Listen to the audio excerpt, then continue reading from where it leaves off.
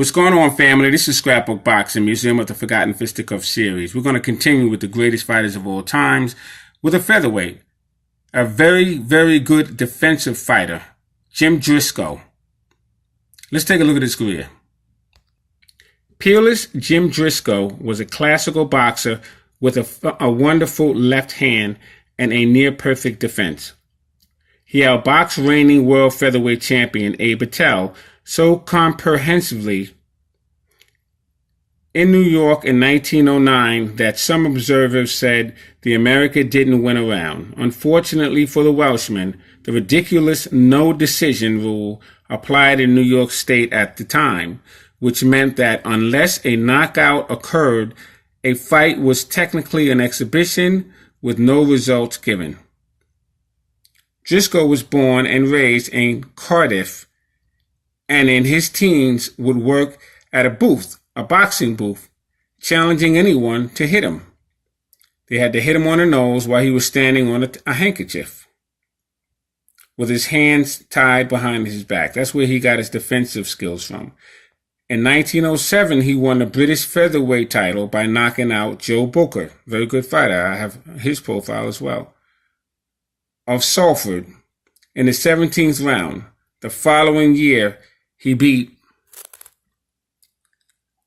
Charlie Griffin in New Zealand on a foul to win the Empire title.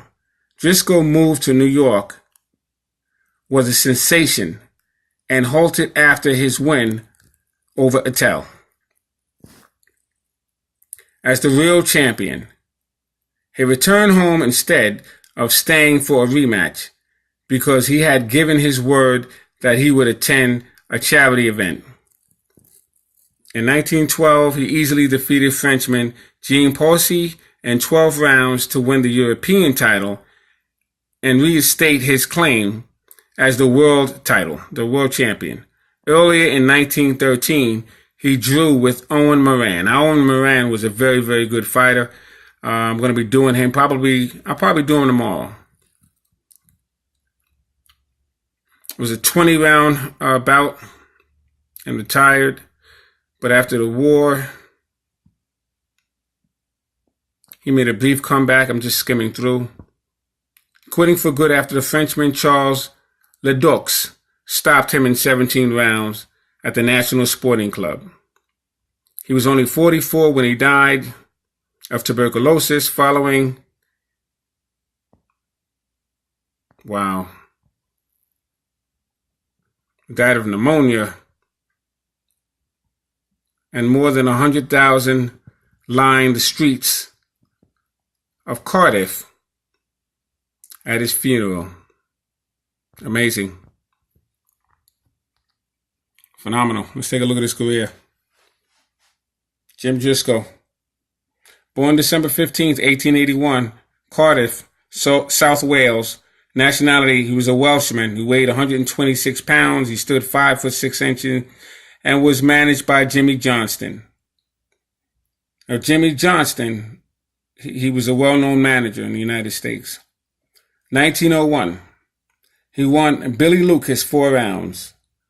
Joe Ross 10 rounds, knocked out Eddie Thomas in 5 rounds. Bill Green in 4 rounds. Billy Hughes in 2 rounds. Larry Crowan in 4 rounds. Joe Morgan in 4 rounds. Eddie Thomas in 3 rounds. Just breezing through. 1902. January 17th, Jack Wheel in Cardiff defeated him in 10 rounds.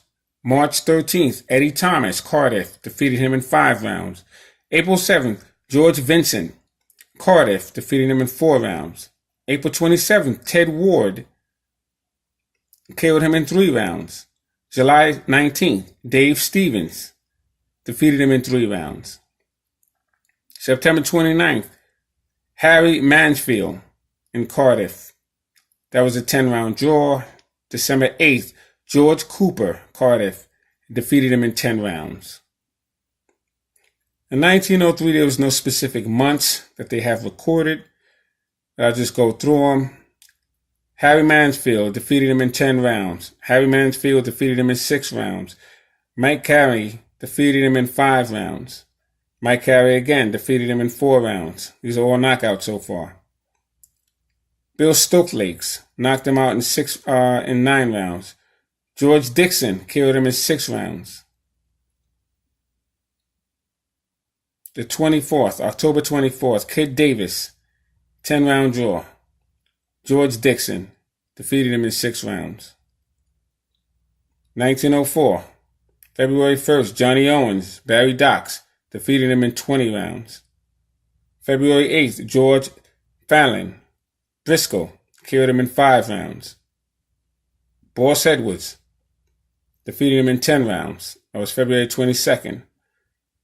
April 4th, Bill Stokely, Cardiff, defeated him in 11 rounds. This goes on. December 12th, Johnny Summers, he won on a foul in 2 rounds. 1905, February 10th, Fred Delaney, Driscoll, defeated him in 10 rounds. November 13th, Joe Goodwin, Winsenberry, defeated him in 15 rounds. December 26th, Harry Mansfield killed him in 15 rounds. 1906, January 8, Owen Moran, London. Owen Moran would be champion. No decision in 4 rounds. February 10th, Georgie Moore, Wonderland, defeated him in 6 rounds. February 26th, Jack Roberts defeated him in 7 rounds. June 24th, Fred Clifford, Bristol, killed him in 2 rounds. We go back to May 28th, Joe Booker, and I defeated him in 15 rounds. So far, very good. 1907, February 25th, Lou Morgan, Cardiff, killed him in 5 rounds. June 3rd, Joe Bowker, killed him in 17 rounds. August 25th, Freddie Welch, Cardiff, he would be champion as well. No decision, 6 rounds. October 21st, Arthur Ellis, Cardiff, killed him in 3 rounds.